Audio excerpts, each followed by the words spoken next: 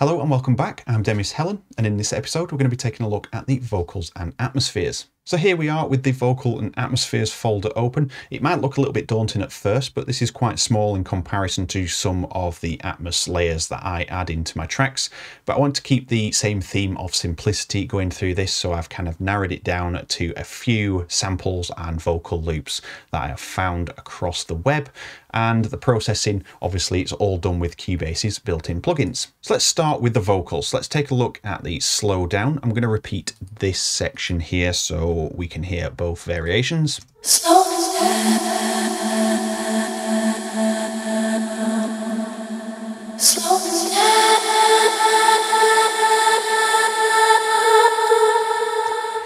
You can hear the beautiful huskiness of the voice and then supported with a little bit of processing, but mainly the reverb gives it the space and really sort of pushes this vocal into outer space, in my opinion. So let's have a listen to what that sounds like without processing. Slow down.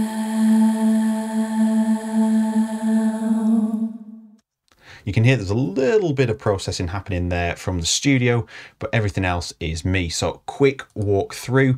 We've got delay on here, providing some movement in the vocal. And you can see I've chopped the highs a little bit off there to 4K, and there's a bit of a low roll off as well. And that's kind of present throughout all of these sort of vocal samples. So we've got a bit of sidechain happening here, volume shaping, but we might as well address this issue now.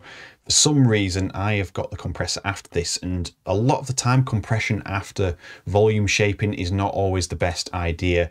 Put your volume shaping after compression. So I'm actually going to move that down to below my vintage compressor there. Let's just put them like that. So what's happening then is you're getting the compression and then you're getting the volume shaping on the compression, whereas volume shaping before compression is going to confuse the hell out of the compressor because it's going to be fed data that's going up and down in volume. So then that moves on to RoomWorks SE. Now we've sorted that. You can see a huge reverb time on there, 11 seconds, nearly 12 in fact.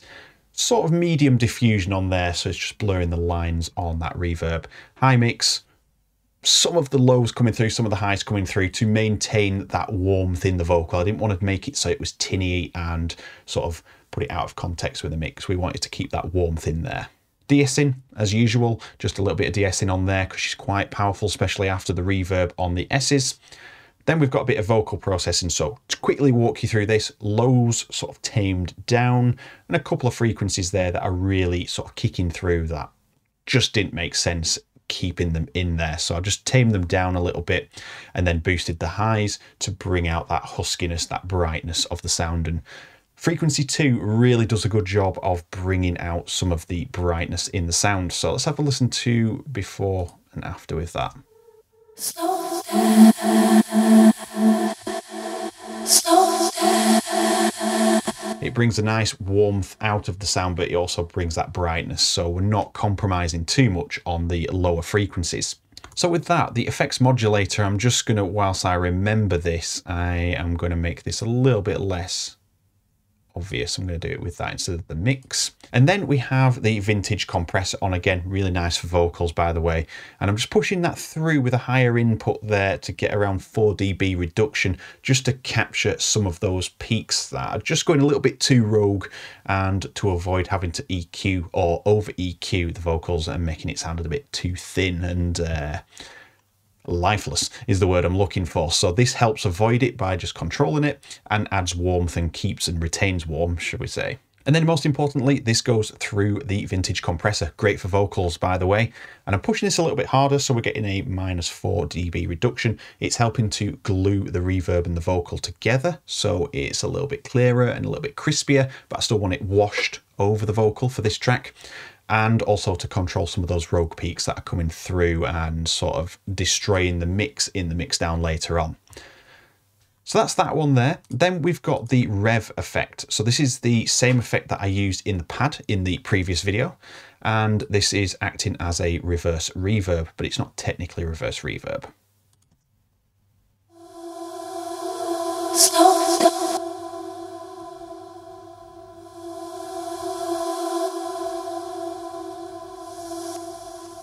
So you can see I've got two reverse effects. So we're simulating that reverse reverb effect. But what we're really doing with this is just using a volume automation there. You can see I've just done on the sample and just faded it in. And that gives you that sort of effect of reverse reverb when really it's a time stretch piece of the vocal. And then that leads nicely into slow down. And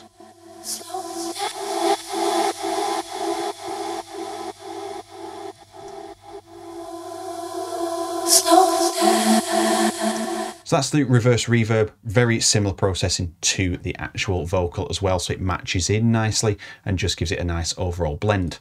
So now we're going to take our focus to the rest of these loops. Let's have a listen to them in their entirety first in this whole section.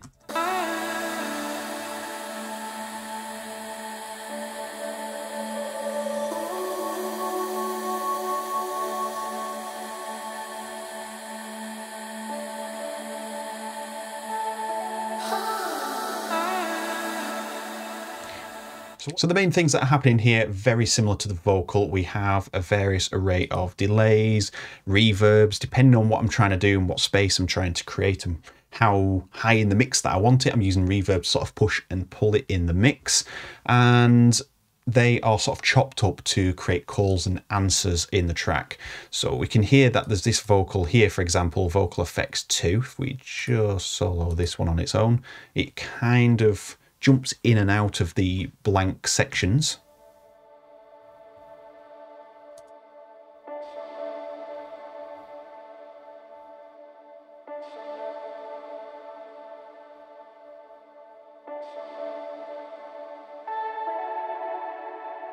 So you can hear I've got like a call and answer thing going on here that sort of asks the question, that bottom sample we just heard, and then there is a return with that second vocal there. So it's asking the question, it's giving the answer, and it just sort of floats that back into the beginning so we can create that nice seamless loop. Now, one thing you may have noticed in the middle is the Atmos background constant. That is the full time stretch of the first section of the vocal that I used for the reverse effect and the pad at the top. This is just providing a tonal quality throughout the whole track. Again, it matches in with the vocals because it is the vocals. And you can see, again, similar processing to push it into the mix and then just rolled off the lows to get rid of that really sort of low tone that comes from her husky voice. Still wanting to keep it in there, but not too much. So you can see I'm using some dynamic processing. Again, great feature of frequency 2 there. If we jump into there, we can see we've got threshold, ratio, attack and release. So we can really control how the sound reacts. And I just wanted it to sort of like hit hard and release really quickly there. And you can see that does that. And it just keeps control of it when it's present. Because the voice is oscillating, it's a natural voice. We're going to get that same thing with EQ. It's going to sort of react to when it's more powerful and when it's not. So with that said, that is the atmosphere layer. Let's take a look at the actual atmosphere group. Now on the group here, we have a few things gelling this together. So I've got Roomworks SE providing the blending tool. So this is what I'm using to blend all of the reverbs, all of the sounds together with more reverb, but at a lower mix with high diffusion. So we get a nice blurring of the sound, very similar to using Gaussian blur on an arts program. Then I've used the tube compressor and you can see the drive is quite high. We've got a high ratio there. It's just bringing character to the sound, adding a bit of a gritty texture to it and just really gelling everything together. That's really what it's there for again. And obviously it comes after the reverb, so it gels it nicely. So before and after, let's just all of that. Slow down. Slow down. Slow down.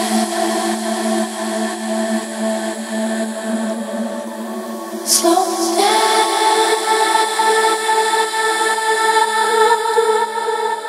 So it's really just gelling it. It's very, very subtle in how it's doing it, but you can hear there's just a little bit of a roll off on the top end of the vocal. So it just helps to tame that along with the EQ that I do later to bring it all under control.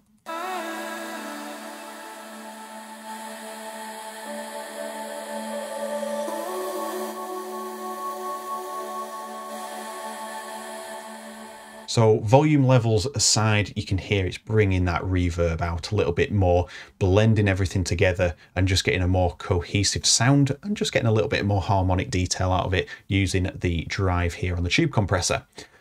Everything else is very similar. We've got a bit of stereo enhancement going on there. Here, if we just look at stereo enhancer, just boosted that a little bit just to give the whole section a bit of width on the track. And then obviously just going through a little bit of modulation here. This is on the pan, so it's just moving things around in general on the whole channel, whereas some of the channels are independently auto panning as well. So we've got a different type of auto panning there just to bring out all the details. Just before we finish up on this episode, I just want to show you a little trick that I use for volume levels. Now, these two vocals are very different levels, and you can see this one's considerably quieter and this one's louder, but it adds to the dynamic and the character of the track, and I like the way it just works with the track. So I'm not really trying to change the levels of those two, but in the reverse effects, or what we simulate as reverse effects, one's louder than the other, and obviously this time stretch piece here for the reverse effects is a lot louder. Now that doesn't work with the reverse effects, so what I've done here is used the part gains. So you have an individual gain level on each part. So you can see once zoomed in, if I click on here, you can see a minus 1.2 dB, and this one is minus 7 dB. So you can see I can control the tracks without having to go into my automation lane and start drawing in things like this and making things quieter at certain sections, because then when you're copying and pasting, there's a lot of automation points and things can go quickly wrong doing that. So that's a much easier way, just dropping the part gain and you're not affecting the overall sample across the board. And with that said, I've been Demis Hellen, and I'll look forward to seeing you in episode 3. See you there.